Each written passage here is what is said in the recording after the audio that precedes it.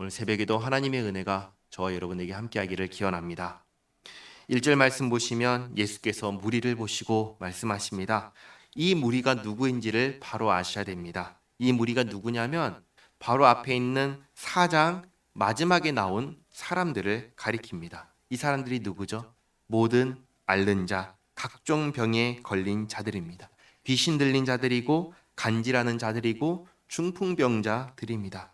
그리고 이 각종 앓는 자와 함께 온 사람들입니다. 자, 이 사람들은 부유한 사람일까요? 가난한 사람일까요?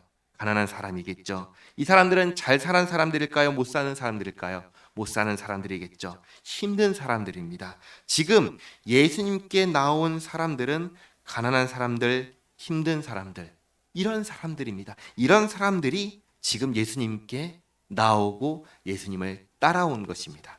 이런 무리를 예수님께서 보시고 산에 올라가 앉으십니다. 당시에는 선생님이 가르칠 때 이렇게 서서 가르치지 않았습니다. 앉아서 가르쳤다고 합니다. 그러니까 앉으셨다는 것은 이제 가르치려고 하시니까 제자들이 나온지라. 여기 제자들은 바로 앞에 있는 4장에서 만났던 베드로, 안드레, 야고보, 요한일 수도 있고 또 지금 예수님을 따라 나온 무리를 가리키는 걸 수도 있습니다. 이들을 향하여 2절에 입을 열어 가르쳐 이르시되, 예수님께서 3가지 사역을 하셨습니다. 첫째는 가르치시고, 둘째는 천국 복음을 전하시고, 셋째는 병든 자를 고치시는 이 3가지 사역을 하셨습니다. 무엇을 가르치셨는가? 이제 5장, 오늘부터 7장까지의 내용이 예수님께서 가르치신 내용을 모아가지고 알려주시는 것이죠.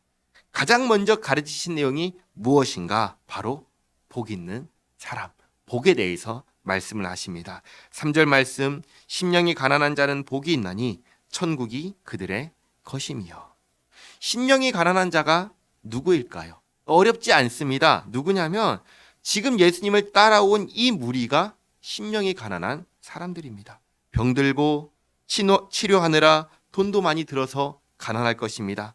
그리고 회복되지 않아서 지쳤을 것입니다. 여기에 있는 사람들이 다 그런 사람들입니다. 그리고 그들에게 예수님께서 말씀하십니다. 너희는 복받았다. 왜냐하면 천국이 너희들의 것이기 때문이다. 이들은 원래 천국을 소유할 자격이 없는 사람들입니다. 그런데 그들을 향해서 예수님께서 천국이 너희들의 것이다 라고 말씀하시는데, 근데 한번 잘 생각해 보시기 바랍니다. 천국은 누구의 것입니까? 천국은 하나님의 나라잖아요. 하나님의 것이잖아요. 그렇죠? 그러면 그 천국을, 하나님의 나라를 내 것이라고 하려면 나는 누구여야 할까요? 나는 어떤 사람이어야 할까요? 나는 하나님의 자녀야 할 것입니다. 상속자야지 하나님의 나라를 내 거라고 할 수 있는 것이죠. 그리고 상속자는 하나님의 자녀가 상속자가 될 수 있는 것이죠. 그러면 누가 하나님의 자녀가 될 수 있을까요? 누가 하나님께서 너는 상속자다라고 할 수 있는 사람일까요? 다른 게 아니라 그것은 딱 한 가지입니다. 너는 내 아들이다 라고 하나님께서 불러주셔야 그 사람이 하나님의 자녀가 되고 그 사람이 하나님의 나라를 상속받는 상속자가 될 수 있습니다. 그렇지 않고서는 나는 하나님의 자녀가 될 수 없고 하나님의 나라를 소유할 수도 없는 것입니다. 그러면 오늘 이 말씀은 무슨 말씀이신가? 이런 말씀인 것입니다. 예수님을 따라온 너희들, 예수님을 따르는 너희들은 복받았다. 왜냐? 하나님께서 너희를 자녀 삼으셨다라는 말씀을 하시는 것입니다. 다르게 말하면 하나님께서 예수님을 믿는 너희를 구원하셨다라고 선언하시는 것입니다. 구원은 누가 하는 것입니까? 구원은 하나님께서 하시는 것입니다. 구원은 사람이 하는 것이 아닙니다. 구원은 하나님께서 하시는 것이고 하나님께서 예수님 안에서 우리를 구원하셨으니 우리는 복받은 사람인가요? 아닌가요? 복받은 사람인 것이죠. 하나님께서 우리를 구원하시고 아들과 딸 삼으시고 하나님의 나라를 상속받게 하셨습니다. 그래서 우리는 하나님을 향해서 뭐라고 부르죠? 아버지라고 부르는 것입니다. 하나님을 아버지라고 부르면서 하나님의 나라 천국을 가리켜서 내 나라, 내 본향이라고 말할 수 있는 것입니다. 그래서 첫 번째로 예수님께서 말씀하시는 것이 심령이 가난한 자 너희들은 모두, 나를 따라온 너희들은 모두 다 복받았다. 왜? 천국이 너희들의 것이다 선언하십니다. 그리고 4절 말씀, 애통하는 자는 복이 있나니 그들이 위로를 받을 것이며. 하나님의 자녀가 애통하니까 누가 위로를 할까요? 하나님께서 위로해 주십니다. 하나님께서 위로해 주시니 복받은 사람이지요. 5절, 온유한 자는 복이 있나니 그들이 땅을 기업으로 받을 것이며.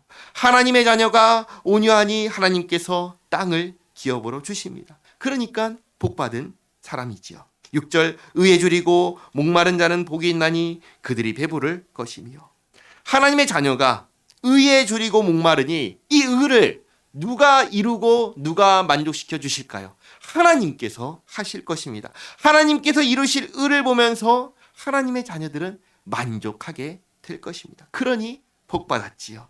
7절 말씀, 긍휼히 여기는 자는 복이 있나니 그들이 긍휼히 여김을 받을 것이며. 이 말씀을 잘 보시면 사실 순서가 바뀌었습니다. 하나님의 자녀는 먼저 누구에게 긍휼히 여김을 받았을까요? 하나님께 긍휼히 여김을 받은 사람들입니다. 하나님께 긍휼히 여김을 받아서 하나님의 자녀가 되었으니 다른 사람을, 하나님의 자녀가 다른 사람을 긍휼히 여길 수 있게 되었습니다.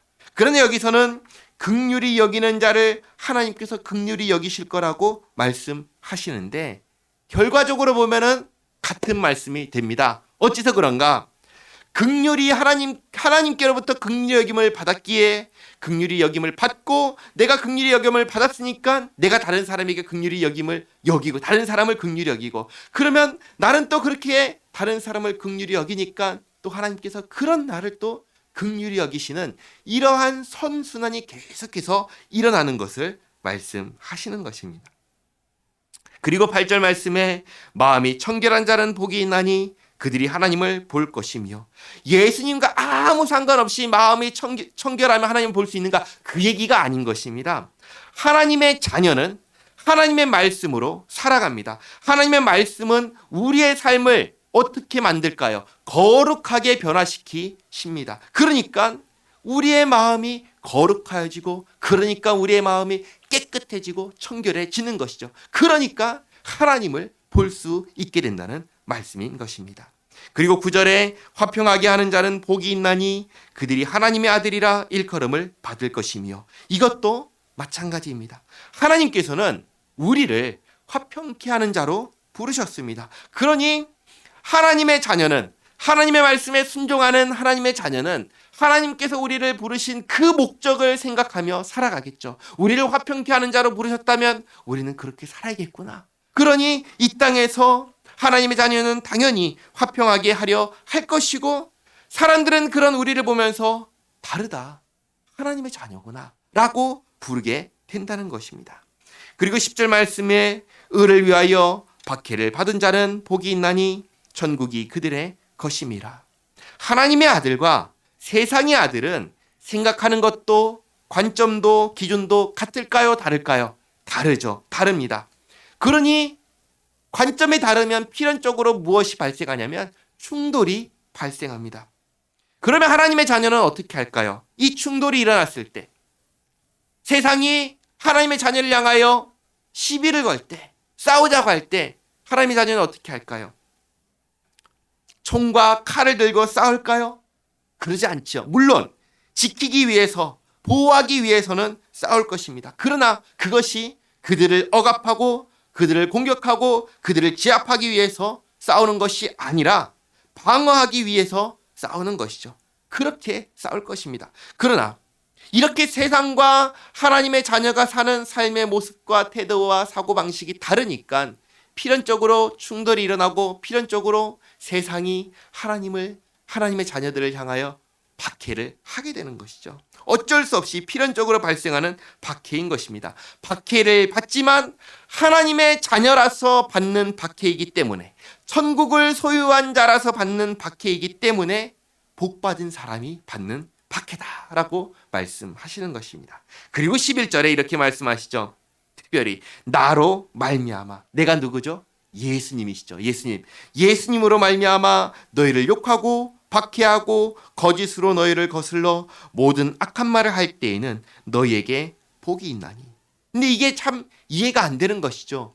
왜 예수님을 믿는다고 박해를 할까? 예수님이 무슨 잘못을 그렇게 했길래 예수님 믿는 걸 가지고 그렇게 박해를 하고 거짓으로 거슬러 악한 말을 하고 그렇게 할까? 이런 의문이 생기는데 그 다음에 나오는 12절 말씀을 보니까 이해가 돼요. 12절 말씀, 기뻐하고 즐거워하라. 하늘에서 너희의 상이 큼이라. 너희 전에 있던 선지자들도 이같이 박해하였느니라.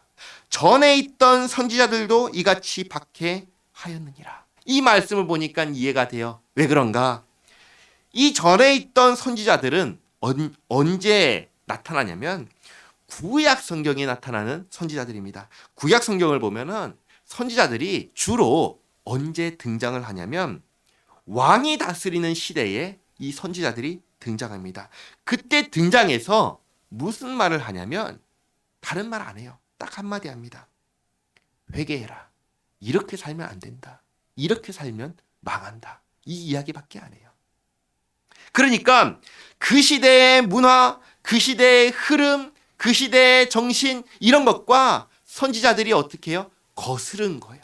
따라가지 않은 거예요. 이렇게 살면 망한다고 외치면서 회개하라고 선언을 하니 이 선지자들이 좋겠어요? 싫겠어요? 싫은 것이죠. 그러면 그 시대의 문화, 그 시대의 흐름은 하나님 편에서 보실 때 어땠을까요? 선했을까요? 악했을까요? 악한 것이죠. 악한 것이죠. 예를 들면 노아 시대를 생각하시면 분명합니다. 노아 시대를 가리켜서 한마디로 뭐라고 표현하죠? 악하다라고 표현하죠. 온 세상이 부패하였다라고 하죠. 하나님 기준에서 선하냐 악하냐 있을 때 그 시대는 악했다라고 분명하게 선언합니다. 그리고 이 악함을 당연하게 생각했습니다. 악함이 당연하게 생각하는 그 시대에 그게 악하다고, 그렇게 살면 안 된다고 말하는 이 사람들을 좋아할까요? 싫어할까요? 싫어하는 것이죠. 그러니까 예수님을 따른다는 것은, 예수님을 믿는다는 것은 세상의 기준에서 볼 때에는 그 세상의 기준을 따라가지 않는 것입니다. 만약에 세상의 기준이 하나님과 같은 기준으로 이 세상 기준이 세워져 있다면 그러면 아무 문제가 없을 거예요. 왜냐하면 하나님의 기준과 세상 기준이 같다면 문제가 될 게 뭐가 있겠어요. 그러나 하나님의 기준과 세상의 기준이 다를 때에는 문제가 되는 것입니다. 기준이 다를 때에는 하나님의 자녀들은 이 세상의 기준을 따라가지 않는 것입니다. 거스르는 것입니다. 그러면서 철저하게 세상을 따라가지 않으면서 누구를 맞춰가요? 하나님께 맞춰서 살아가는 게 예수님을 믿는 사람이고 하나님의 자녀된 사람, 천국을 소유한 사람들인 것입니다. 그래서 이렇기 때문에 이런 사람들을 박해하는 것입니다. 예수님께서는 이런 이유로 박해를 받는다면, 다른 이유가 아니라 잘못했기 때문에 받는 박해가 아니라 이러한 이유로 박해를 받는다면 기뻐하라고 말씀하십니다. 왜냐? 그것이 내가 하나님의 자녀로서 잘 살고 있다는 증거가 되기 때문입니다. 이 증거가 우리에게 있기를 바랍니다. 우리가 하나님의 자녀로서 잘 살고 있다는 증거가 우리의 삶 가운데 있기를 바랍니다. 기도하겠습니다. 하나님, 예수님을 믿고 예수님을 따르는 사람들을 향하여 천국을 가졌다, 복 있다 하신 주님, 예수님 안에서 이 복을 주심에 감사합니다. 복 있는 사람이 갖추어야 할 모습과 태도를 우리가 갖추고 이 세상에서 정말 하나님의 사람으로, 하나님의 자녀로 살게 하옵소서. 어찌해야 할 바를 모르는 저희를 지도하시고 인도하시어 하나님께 영광 돌리는 자녀로 살게 하옵소서. 예수님의 이름으로 기도하옵나이다. 아멘.